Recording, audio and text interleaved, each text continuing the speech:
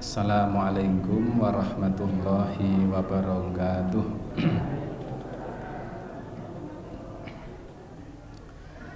Alhamdulillahirabbil alamin.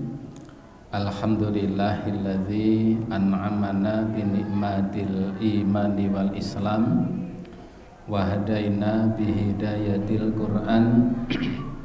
Asyhadu an la ilaha illallah wahdahu la syarikalah wa asyhadu anna Muhammadan abduhu wa rasuluh.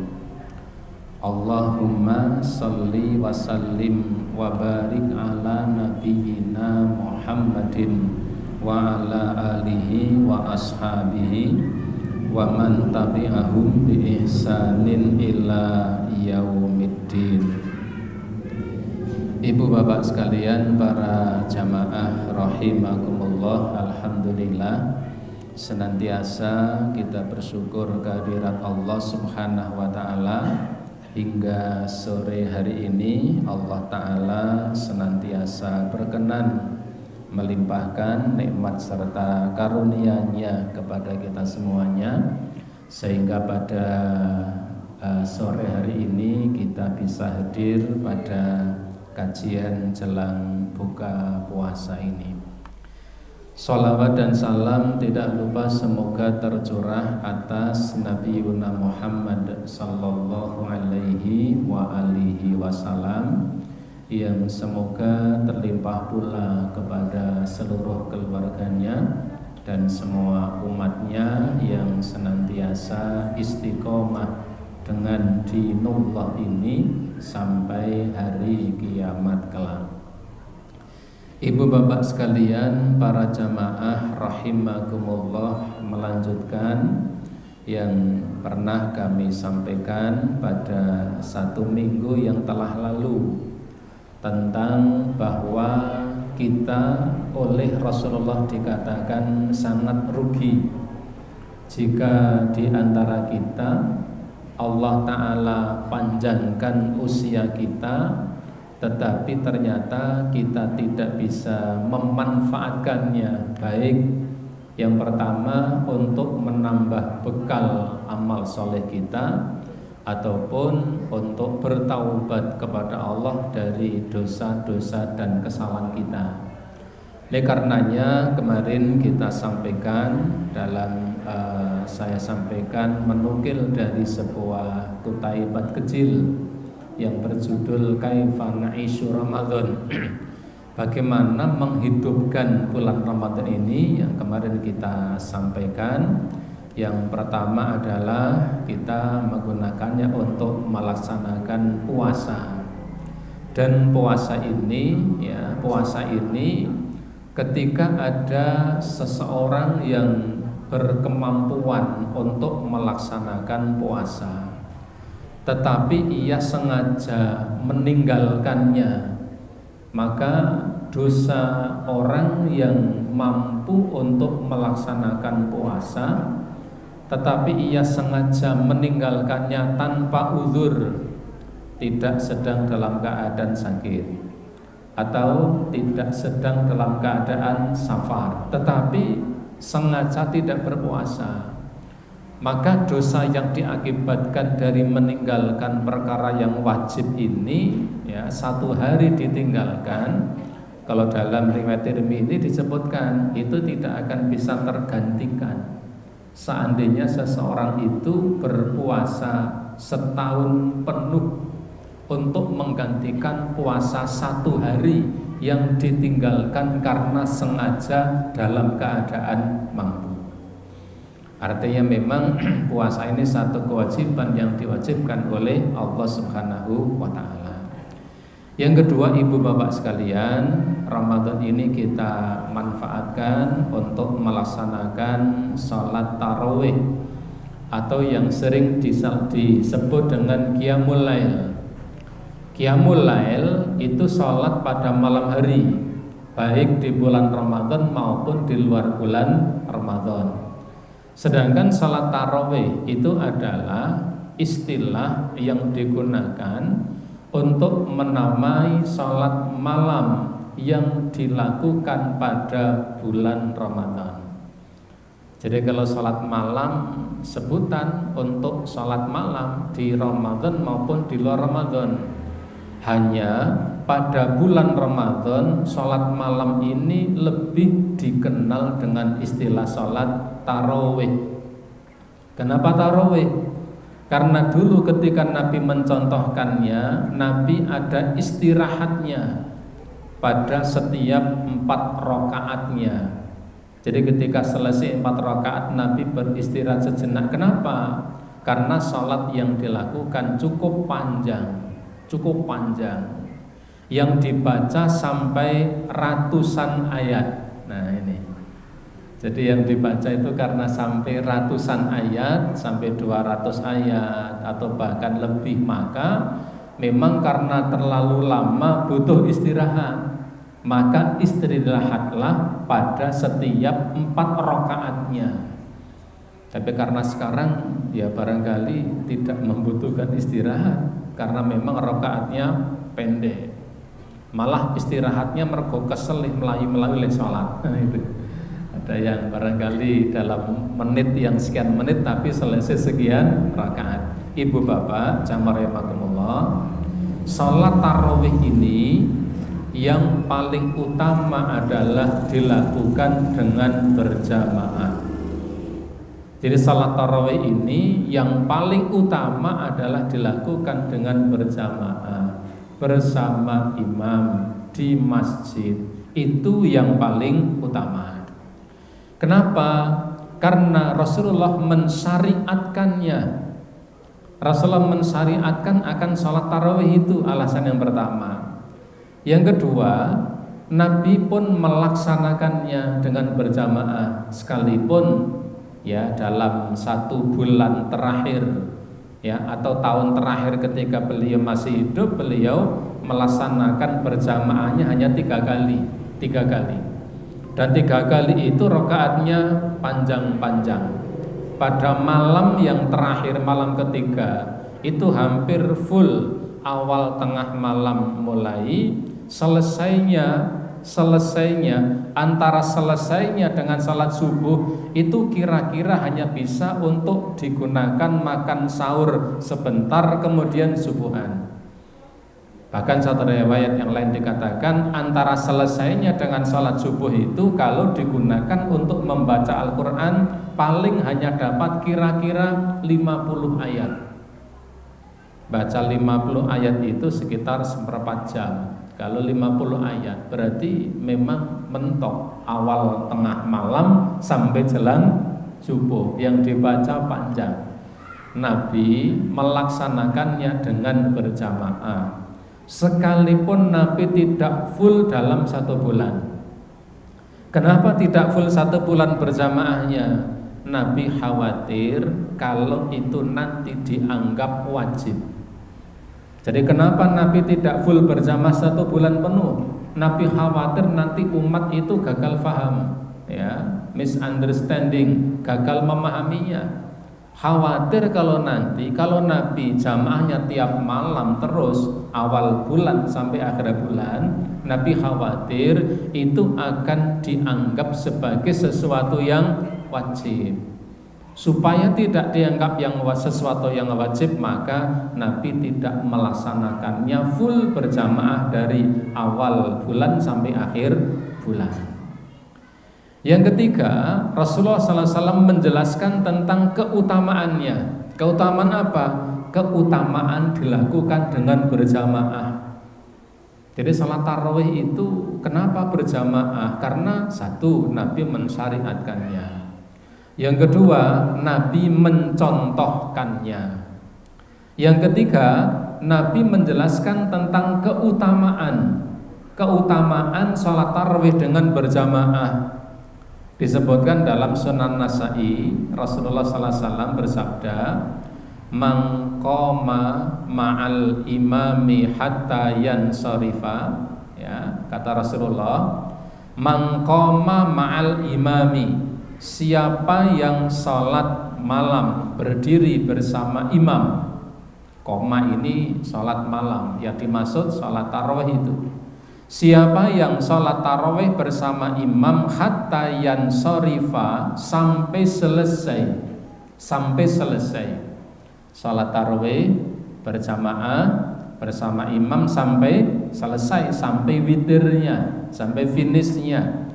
Kata Rasulullah, kataballahu lahu, maka dicatat oleh Allah baginya, bagi orang yang sholat tarawih berjamaah bersama imam sampai selesai ini, dicatat oleh Allah baginya qiyamal lailatin, bahwa dia telah sholat semalam penuh, sholat malam semalam suntuk.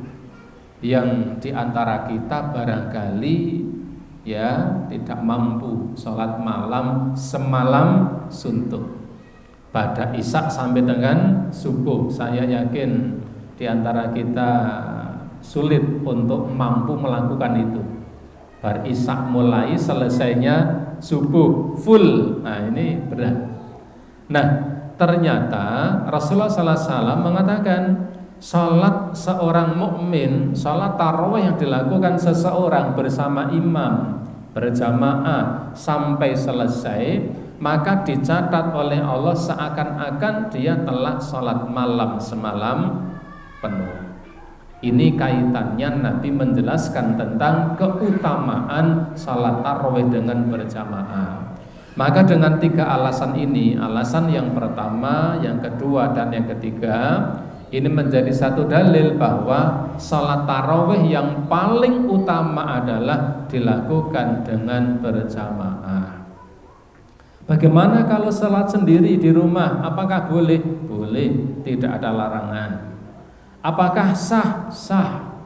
Tarawih sendiri di rumah, dilaksanakan sendiri, atau bahkan bersama anak, bersama istri, sahkah? Sah. Berpahalakah? Berpahala.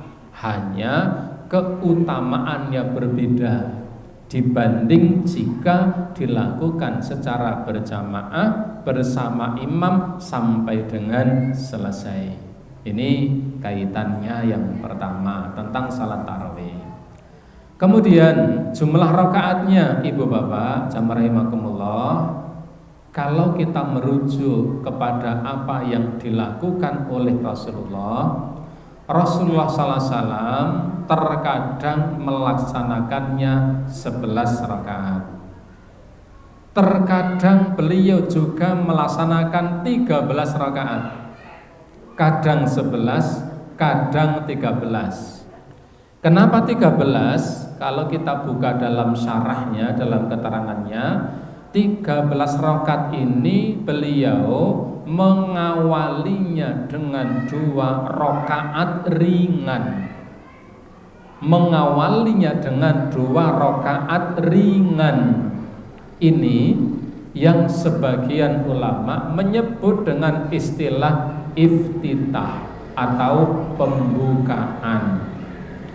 Sekalipun nama iftitah itu juga debatable, ya, juga menuai polemik. Kenapa? Kalau ada pembukaan berarti ada penutupan, nah, begitu. Ya, dulu pernah dibahas di Masjid Tarjih pimpinan pusat Muhammadiyah, ramai pembahasannya. Kenapa? Kalau ada iftitah berarti ada ihtitah. Kalau ada pembukaan berarti ada penutupan. Ya sudah, bukan iftitah sudah. Ini salat pemanasan. Nah itu. Enggak.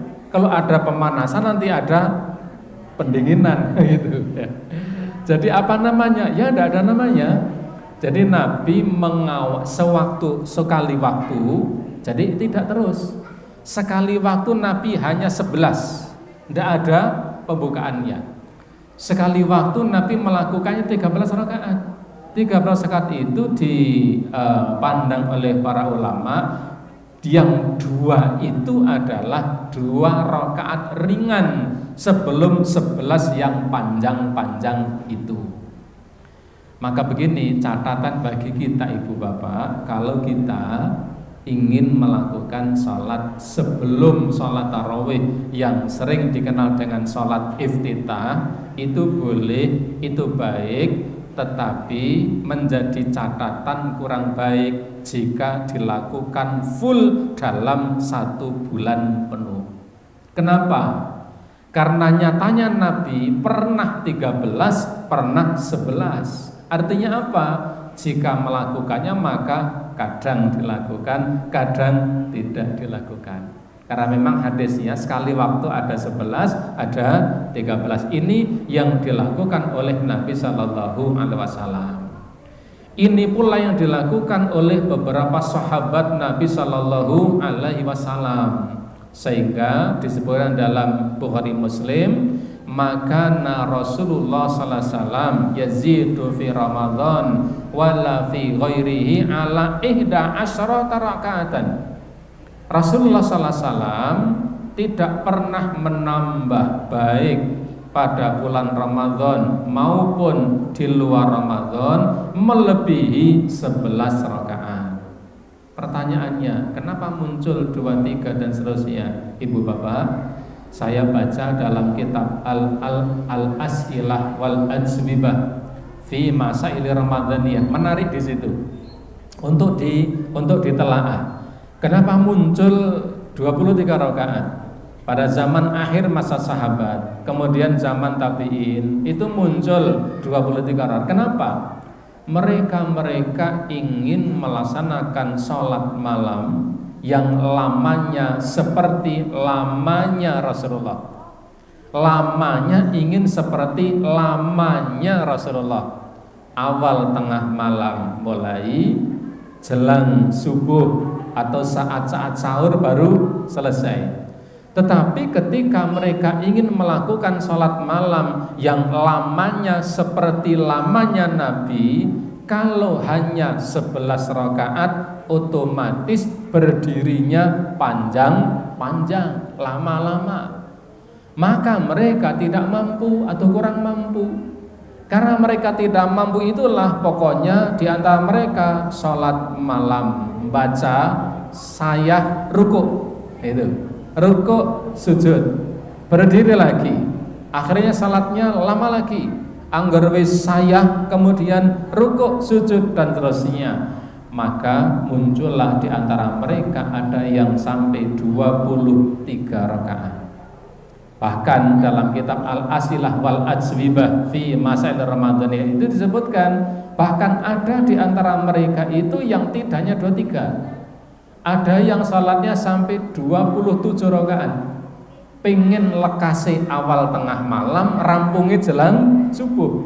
Tapi kalau 11 tidak mampu, 23 tidak mampu, maka kemudian ada di antara mereka yang sampai 27 rakaat. Bahkan ada yang sampai 31 rakaat. Bahkan ada yang sampai 37 rakaat. Itu di kitab Al-Asilah wal Ajwibah fi Masaili Ramadaniyah. Mereka pengen apa? Mereka pengen lamanya seperti lamanya Nabi. Tapi kalau hanya 11, maka mereka tidak mampu. Karena kalau 5 jam hanya 11 rakaat berarti leh ngadeg suwen. Tahu suwen? Nah, suwen itu apa? Suwe banget gitu. Maka mereka anggar wis saya rukuk, sujud dan seterusnya. Maka muncullah seperti itu. Sehingga kalau di kitab Al-Asilah wa Al-Ajwibah fi Masail itu disebutkan pahala yang Allah berikan kepada para hambanya tidak dihitung karena banyaknya rakaat, tetapi lamanya dalam melaksanakannya. Karena al-ajru bihasbi ta'bin, pahala yang didapat seimbang dengan tingkat kelelahan dalam melaksanakannya. 23 rakaat tapi 2 jam lebih utama dibanding yang 11 rakaat hanya 1/4 jam. 11 rakaat setengah jam lebih utama dibanding yang lebih dari 11 rakaat tapi hanya 1/4 jam. Lamanya dalam melaksanakannya, tingkat kelelahan itulah yang kemudian menjadikan pahalanya semakin banyak. Maka di kitab yang saya sebutkan tadi dulu ya, zaman tabi'in, mereka ingin suwene podo suwene Nabi, awal tengah malam sampai jelang subuh. Tetapi kalau hanya 11 berarti berdirinya tadi suwen tadi lama sekali. Maka begitu mereka sudah lelah, sudah payah, rukuk, sujud, mulai lagi. Sudah lelah ruku sujud, mulai lagi dan seterusnya hingga ada yang 23 sampai 27, 31, ada yang sampai 37 rakaat. Ibu bapak jamaah rahimakumullah, selanjutnya apa yang dibaca ibu bapak? Rasulullah SAW pernah melaksanakan qiyam salat malam dalam kondisi kurang sehat. Dalam kondisi kurang sehat, yang dibaca ternyata 7 surat yang panjang. Al-Baqarah, Ali Imran, An-Nisa, Al-Maidah, Al-An'am, Al-A'raf, At-Taubah. Kalau orang bayangin nih, kalau jenengan maca ngenten iki ya mboten ming doyong, ambruk pun iki. Itu kalau kita ya merujuk dulu Nabi sallallahu alaihi wasallam ya. Dalam kisahnya pernah Hudzaifah ibnul Yaman pernah sholat di belakang Rasulullah, bermakmum di belakang Nabi salat malam. Ternyata ketika Hudzaifah bermakmum itu ternyata Nabi membaca surat Al-Baqarah. Ya, mungkin kalau kita imamnya Al-Baqarah, dalam hati kita napa? Waduh, payah itu. Hudzaifah ya, ketika mendapati Nabi membaca surah Al-Baqarah, beliau agak gimana. Begitu sampai pertengahan surat, Hudzaifah seneng, alhamdulillah iki petrek ya, harapan sebentar lagi pasti Nabi tengah-tengah surat mesti rukuk wong wis suwi itu. Ternyata tidak. Nabi melanjutkan bacaannya. Waduh, tekan tengah-tengah surat malah bablas wis rapopo. Paling-paling akhir surat beliau akan rukuk. Betul. Sampai pada la yukallifullahu nafsan illa wus'aha, seneng ya. Wah, alhamdulillah akhirnya yang ditunggu-tunggu tiba, napa? Rukuk. Begitu la yukallifullahu nafsan illa wus'aha selesai, ternyata Nabi menambah surat lagi setelah surat Al-Baqarah, dilanjutkan sampai surat Ali Imran, kemudian surat An-Nisa, dan itu dilakukan dalam 1 rakaat. Nah, kula nek ngoten niku kula jenengan pripun ngoten niku. Mboten saged, mboten kuat. Hudzaifah kata begitu. Akhir Al-Baqarah itu ternyata apa? Wah, ternyata malah lanjut ya wis ora apa-apa, Ali Imran. Paling-paling kok tekan tengah-tengah surat rukuk.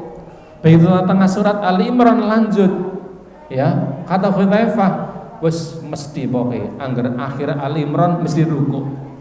Begitu Ali Imran lanjut, kata Hudzaifah, ya sekono lah sak karepe lah, sekono stanut aku gitu.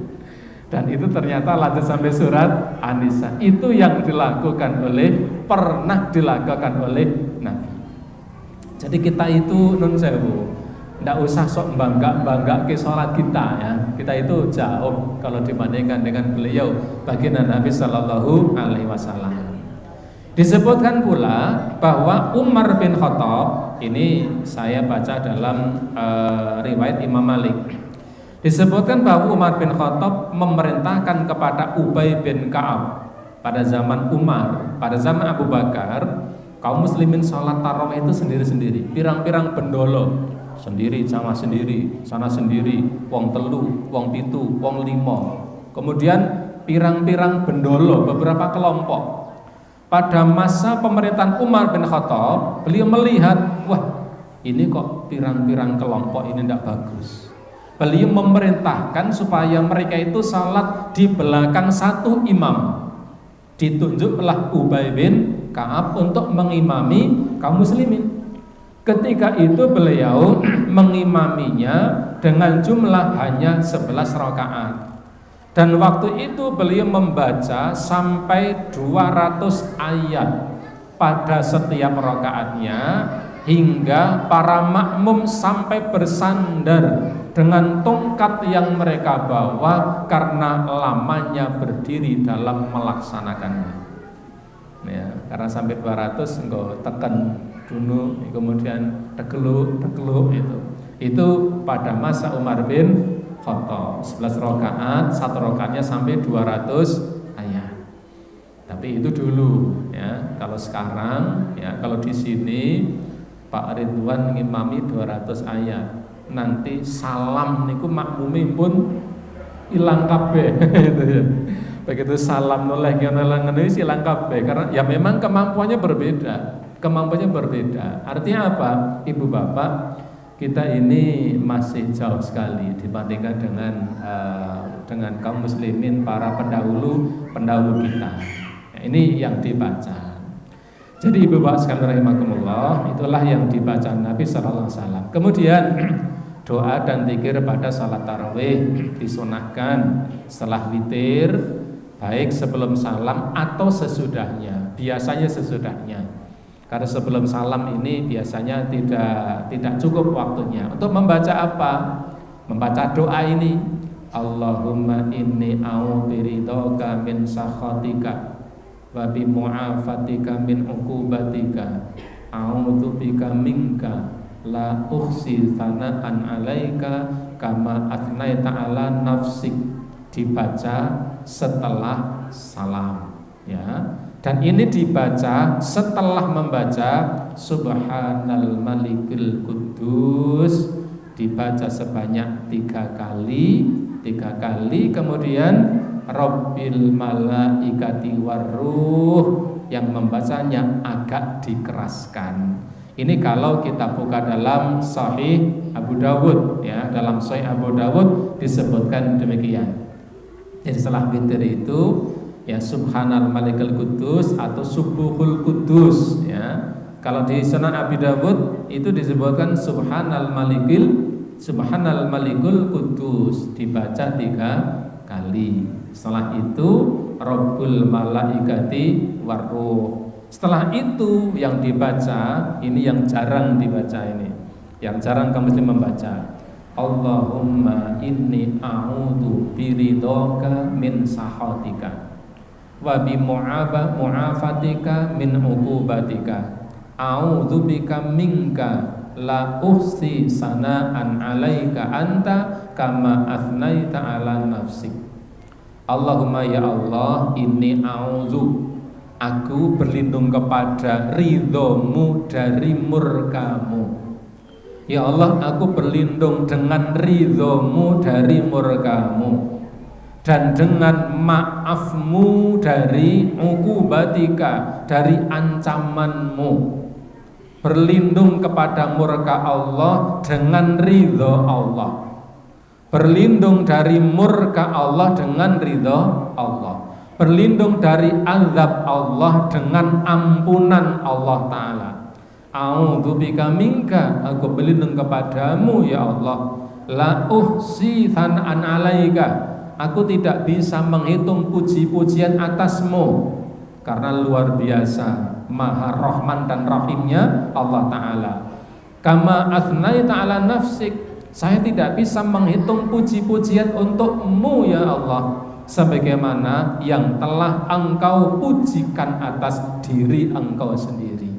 Ini artinya doa-doa yang bisa dibaca setelah kita salat tarawih, setelah witir, ya. Ini kalau kita buka dalam Sahih Abu Dawud, insya Allah hadisnya sahih. Subhana Malikul Quddus Rabbil Malaikati Warruh. Kemudian ya, jika mampu ya, berusaha untuk mampu dengan doa ini.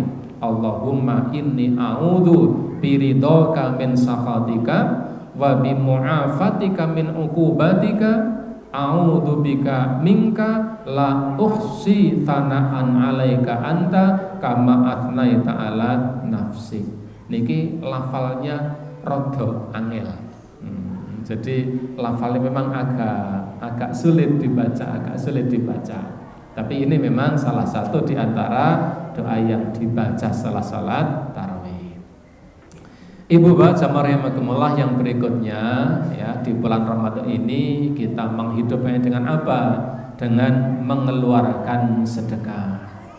Bagaimana bentuknya? Satu, bisa memberi makan kepada orang yang membutuhkan, sekalipun kita dalam keadaan puasa, kepada orang yang memerlukan makanan, memang dia membutuhkan karena dia memang sedang tidak berpuasa.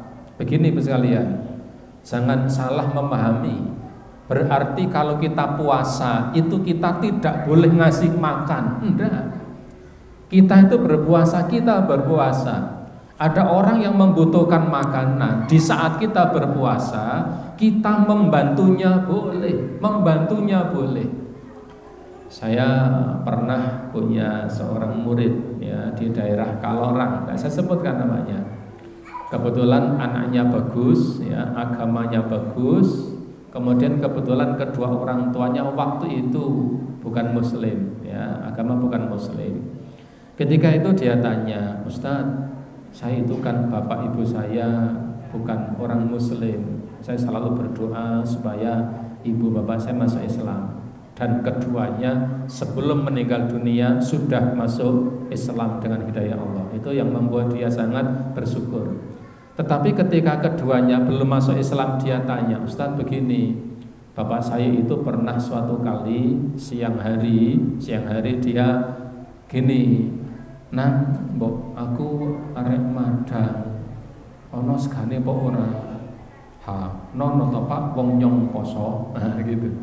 Yang poso nono to Pak. Dia tanya, gimana kalau kemudian bapak saya minta makanan? Saya sampaikan, loh, yang puasa siapa? Kan yang puasa kan kamu. Iya. Bapak kamu puasa enggak puasa. Dosa enggak dia enggak berpuasa. Wong ora posone wis dosa, posone tetep dosa, kan gitu guyonan saya dengan dia itu. Maka kalau kemudian bapak kamu misalnya bilang begini, Le, aku rek madang, mbok tandui misalnya, ya tandui, nek ono segane. Kalau ndak ada nasinya, liwet ke. Tidak ada larangan ngeliwet di saat berpuasa. Ada larangan? Ndak ada larangan. Bapaknya bilang, le nono sego mbok liwet ke, nggak ada larangan untuk liwet ketika kita berpuasa. Diliwet ke. Kalau misalnya bapaknya kemudian, le aku mbok tandui, jangan katakan haram Pak wong nyong ke poso, enggak, tandui. Tidak ada larangan nandui, kan gitu, enggak ada larangan. Saya sampaikan pada dia, kalau dia minta ditandui, tandui, dah tandui. Kalau kemudian bapaknya mengatakan, le, aku kok ditandui madang kok dewe, mbok kene nyong dibatiri, ya dibatiri, dikancani. Tidak ada larangan ngancani makan orang yang berpuasa asal kita tahan, gitu. Nek ora tahan ya aja gitu. Tidak ada larangan, karena itu memang orang tua kancani. Bapaknya makan dikancani, duduk di sampingnya, di samping kanan, di samping kirinya. Nah, ketika bapak itu kemudian mengatakan, "Lho, kowe iki kok meng ngancane kok meng ngono. Nek ngancane ke ya melu madang." Baru sampaikan, "Pak, nyun ngapunten, liwet pun kula liwetke, tanduk pun kula tanduki, ngancani nggo tak kancani. Nek kula kon melu madang, nyun ngapunten kula sawab siap." Artinya apa? Memberi makan pada orang yang membutuhkan makanan, sedangkan kita dalam keadaan berpuasa hukumnya boleh.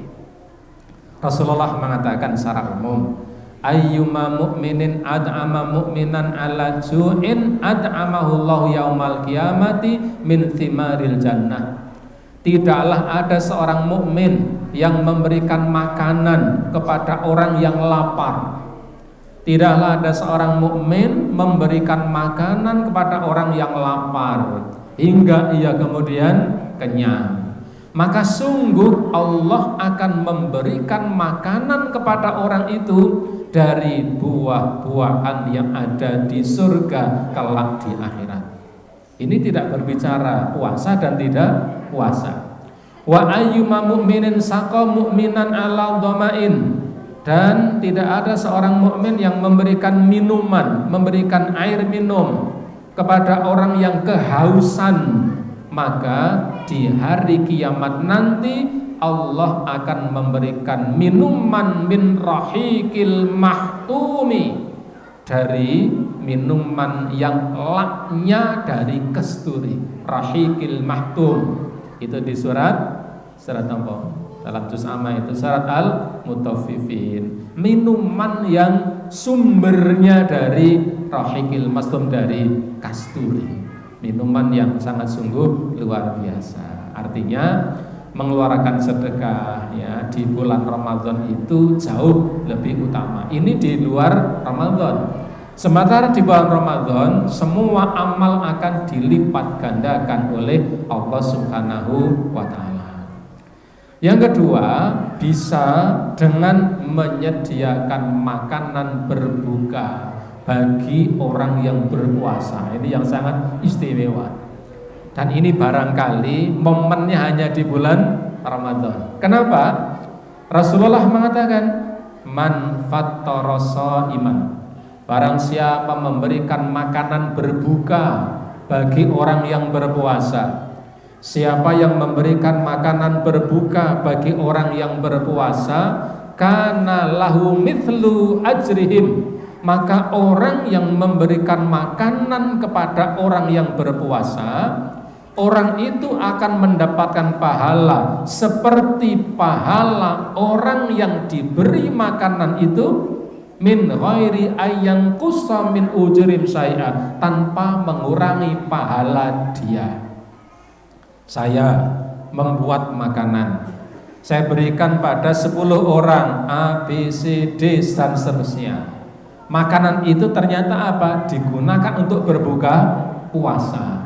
Kata Nabi, ketika saya memberikan makanan untuk berbuka puasa, saya mendapatkan pahala seperti pahala orang yang berpuasa itu tanpa mengurangi pahala mereka. Itu yang di matematika dikurangi tapi tidak kelong. Saya mendapatkan pahala seperti pahala orang yang berbuka puasa tadi tanpa mengurangi pahala mereka. Dan yang seperti ini ibu bapak sekalian ya, tidak harus berupa makanan yang mewah. Ketika seseorang misalnya hanya memberikan minuman saja, hanya air saja, itu pahalanya sudah banyak. Ya, ini disebutkan itu di dalam syarahnya. Yu'tiyallahu hadza thawab. Allah memberikan pahala seperti ini bagi orang-orang yang memberikan makanan berbuka puasa, sekalipun alam marqati labanin, sekalipun hanya berupa air yang dicampur dengan susu atau susu dicampur dengan air. Ini kan istilahnya kalau di zaman kita biasa susu campur dengan air. Kalau pada zaman Nabi itu kalau minum susu ya susu murni, minum madu murni, makan daging ya daging tok itu. Nah kita akan makan daging sogane muwung, dagingnya sairis kan itu. Nah Nabi mengatakan pahala seperti ini diberikan sekalipun hanya memberi air susu yang dicampur dengan air. Au tamratin, atau memberikan 1 buah kurma, au sarbatin ma'in, atau hanya minuman atau air putih yang diberikan untuk berbuka puasa. Maka Nabi mengatakan, waman asba'a syaiman kana lamafiratan lidunubi. Siapa yang mengenyangkan orang yang berpuasa, siapa yang mengenyangkan orang yang berpuasa, diberi makanan berbuka puasa hingga kenyang, kana lahum maghfiratan lidunubi, baginya ampunan Allah atas dosa-dosanya. Wasaqahullah min haudi, dan Allah akan memberikan minuman dari telagaku bagi siapa saja yang memberikan minuman kepada orang muslim, lam yadma hatta yadkhulal jannah, yang kalau dia minum air telagaku itu tidak akan kehausan sampai dia masuk surga. Artinya ibu bapak rahimakumullah, yang ketiga ini kiat-kiat mengisi Ramadan adalah dengan bersedekah, baik sedekah secara umum maupun yang momen di bulan puasa adalah memberikan hidangan untuk berbuka puasa, apapun wujudnya, apapun bentuknya, entah itu makanan, entah itu minuman. Maka kata Nabi, Allah akan memberikan pahala seperti pahala orang yang diberikan makanan itu dengan tanpa mengurangi pahala mereka sedikit pun. Ibu bapak para jamaah rahimakumullah, itu yang ketiga. Yang keempat adalah mengisinya dengan membaca Al-Quran. Tapi barangkali kita lanjutkan pada waktu yang akan datang, karena sudah jam menunjukkan sudah pukul 17:42. Demikian, semoga bermanfaat. Barangkali ada kesalahan, kekhilafan, kekurangan, mudah-mudahan Allah memberi ampunan. Dan saya cukupkan dengan subhanakallahumma wa bihamdika asyhadu an la ilaha illa anta astaghfiruka wa atubu ilaik. Assalamualaikum warahmatullahi